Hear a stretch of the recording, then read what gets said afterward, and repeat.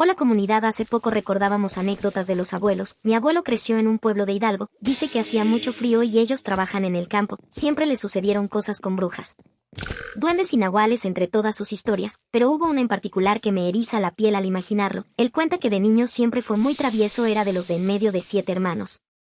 Tenía aproximadamente 6 años y los sábados se iba con su papá a trabajar y regresaban cuando iba. Atardeciendo ese día iba con 4 de sus hermanos y su papá. Sus hermanos tendrían entre 14, 13, 9 y él. Dice que su papá se encontró a un compadre y comenzaron a tomar y platicar y ellos ya estaban desesperados porque ya empezaba a oscurecer y en esos tiempos no todas las calles tenían luz eléctrica en el pueblo. Como todos los pueblos, este contaba con un zocalito y su iglesia. Ellos estaban hambrientos y cansados, más los pequeños. Su papá les dijo que fueran a sentarse al zócalo, aún había gente y algunos niños jugaban, pero la noche cayó que quedaron completamente solos. Mi abuelo era muy inquieto y él andaba jugando con su hermano que también era pequeño. Dice que se acercaron a la iglesia porque alguien les empezó a chistar, de adentro. En ese momento ya se encontraba todo oscuro y cerrado. Se les hizo raro y por curiosidad se acercaron. Los hermanos mayores los vigilaban de lejos. Dicen que entre la madera vieja de la capillita se podía ver un poco hacia adentro y alguien les hablaba y les decía que fueran. Vengan niños. Ellos, pensando que sería el padre de la misma, se acercaron y miraron hacia adentro. Solo podían mirar el altar y veladoras casi apagándose.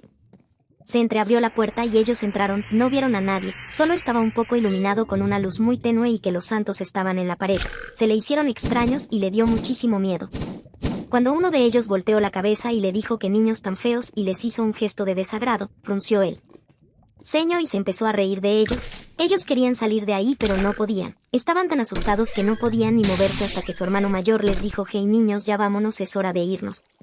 Al no responder, él se acercó a ir por ellos. Mi abuelito dice que todos esos santos voltearon a ver a su hermano. Moviendo la cabeza, su hermano entró en pánico a gritar y movilizó a su papá para ir en su ayuda. Cuando entraron por ellos, una mujer estaba enfrente, parecía una virgen que no estaba ahí. Sin gestos ni movimientos, hasta que levantó la mirada y sonrió. Mi abuelo, que era el más pequeño, fue cargado por uno de sus hermanos y salieron corriendo. Dice que todos llegaron a su casa muy asustados. Nunca volvió a pisar una iglesia donde hubiera santos, les temió toda la vida a las imágenes. Al otro día le contaron eso al compadre y él les dijo que lo habían imaginado. Aunque por la noche siempre se escuchaban murmullos como si hubiera gente ahí encerrada, pero no hay nadie. Mi abuelo siempre nos dijo que eso lo hizo acercarse a Dios y que eso no viene de él, que muchas cosas no son buenas y quieren aprovecharse de la fe de las personas para engañarlos. Siempre nos dijo que fuéramos sabios y aprender a distinguir de lo bueno y lo malo. Gracias comunidad, creo que las mejores historias son de los abuelos y la gente mayor, en memoria de todos ellos que ya no están. Hola comunidad, nunca pensé escribir algo aquí. Llevo un tiempo escuchando relatos. Comenzó cuando mi prima y yo trabajábamos juntas en una veterinaria, y había mucho tiempo muerto. Era un lugar pequeño y con una vibra como rara, apagada, gris, como de un día nublado pero diario. Tiempo después también se nos unió otra muy buena amiga quien trabajaba como estilista canino ahí mismo. Cada que tenía tiempo libre pues también disfrutaba de escucharlos.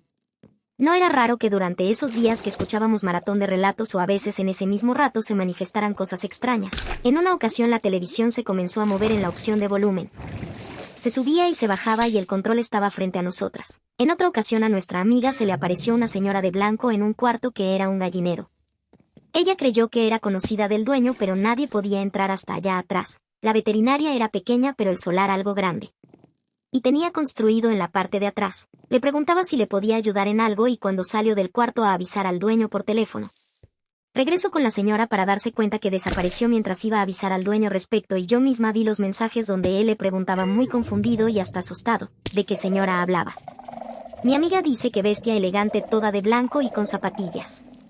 Me desvío un poco con la intención de que sea claro que yo sí creo en lo paranormal, pero quizás no desde siempre, sino más bien desde que escucho los relatos, porque de no ser así entonces, seguramente no hubiera soportado lo que viví durante más de 3 años, diario, en la antigua casa donde crecí. Quien me animó a contar lo que pasó hace más de 10 años fue mi prima, así que aquí mismo sin más lo redacto. Cuando tenía 9 años mi papá murió de manera repentina y súbita de un infarto durante un viaje de trabajo. No sé más, a veces dudo de la veracidad de esto, o me pregunto si él padecía de algún dolor o enfermedad en silencio, pues antes de morir fue muy precavido, demasiado diría cualquiera. Hasta parecía que lo presentía pues liquidó deudas, canceló tarjetas de crédito y demás.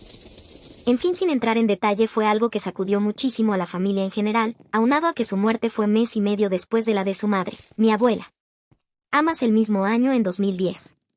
Fue muy difícil porque mi mamá no soportaba estar en la casa sin él, ni siquiera lo hicimos después de las velaciones y sepultura. Estuvimos viviendo en casa con mis tíos, los hermanos de ella, y no se sentía bien.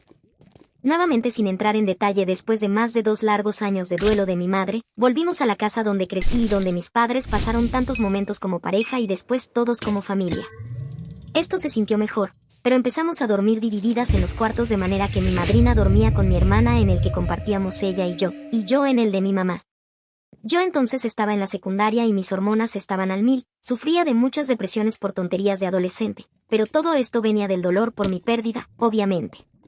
Yo, desde que nos mudamos nuevamente a nuestra casa, comencé a sufrir parálisis del sueño constantemente. Incluso tengo esa etapa de mi vida muy borrosa, no recuerdo qué hacía o en qué estaba cuando comenzaron, solo sé que duraron años, pues tengo varias memorias de las etapas, y que se detuvieron hasta que nos mudamos a otra casa en 2017. Cada noche era horrible pasar por esto con mi mamá al lado sin poder gritarle, sin poder moverme. No es que la desesperación fuera por no poder moverme, sino más porque los episodios siempre ocurrían justo después de una pesadilla. Despertaba agitada y sin poder respirar, encima no poder mover un dedo. Llegó un momento en el que yo creí lo controlaba, y sabía que si me calmaba lograría moverme. Pero a veces tardaba minutos de los cuales no tengo noción, quizás eran 5, quizás 50, a veces tardaba tanto en lograrlo que hasta escuchaba ruidos y veía sombras en la oscuridad, como espectros que me acechaban desde el techo. Me sentía observada.